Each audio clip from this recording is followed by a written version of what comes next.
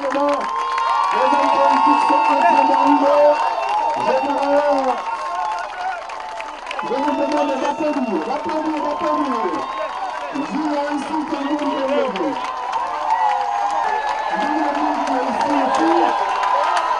De l'UPG, qu'on applaudit fort.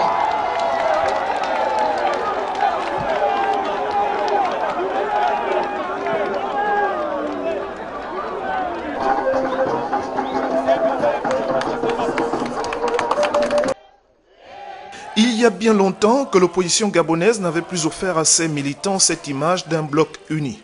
Elle essaye à nouveau de dépasser ses contradictions et ses égos pour enfin regarder dans la même direction. Le prétexte de l'organisation des législatives dans des conditions qu'elle qualifie de mauvais goût lui donne, à travers une série de rencontres et d'initiatives comme ce meeting de Rio, de tisser sa toile. Pierre Claver Manganga Moussavou du Parti social-démocrate. Je lis là, pas de biométrie, pas de transparence électorale, pas d'élection. Trop c'est trop, nous voulons des élections justes et crédibles. Nous voulons la paix, nous exigeons la démocratie. Nous voulons la démocratie par des élections transparentes, honnêtes et crédibles. Nous exigeons la réforme immédiate de la Cour constitutionnelle. 44 ans de misère et de confiscation de nos libertés, c'est trop, ça suffit comme ça. Chers compatriotes, ensemble contre la dictature constitutionnelle. Chers compatriotes, c'est une chance inouïe que d'avoir toute l'opposition ici rassemblée. Puissions-nous faire que cette opposition reste à jamais unie. Les élections, nous les voulons transparentes. Nous sommes des démocrates. Nous n'avons pas peur d'être battus à une élection si le peuple le décide.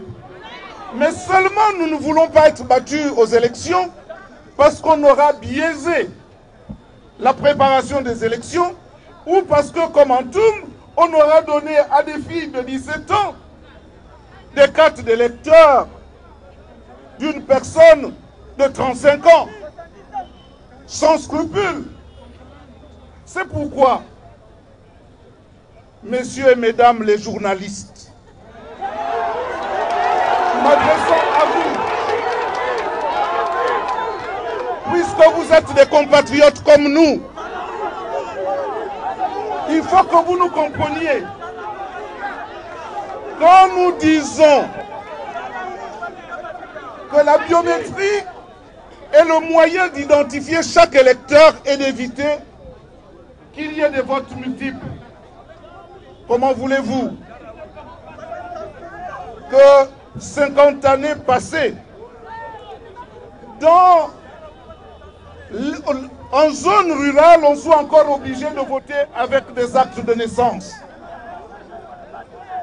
Et c'est pour cette raison que nous disons, chers amis, vous qui êtes venus ici pour transmettre le message de l'opposition à la postérité, que s'il n'y a pas de biométrie, s'il n'y a pas de transparence électorale, il n'y a pas d'élection.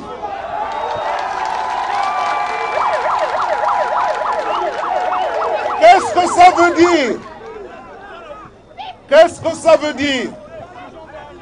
Cela veut dire qu'il n'y aura pas d'élection au Gabon.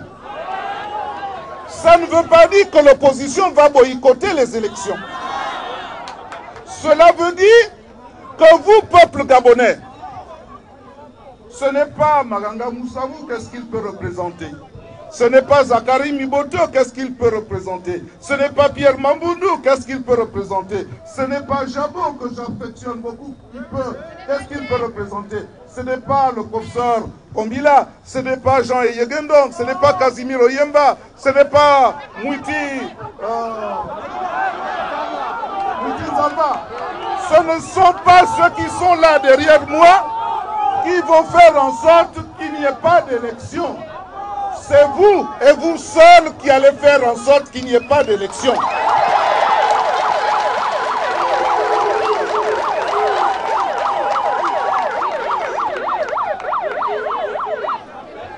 Je ne vous ferai pas un dessin.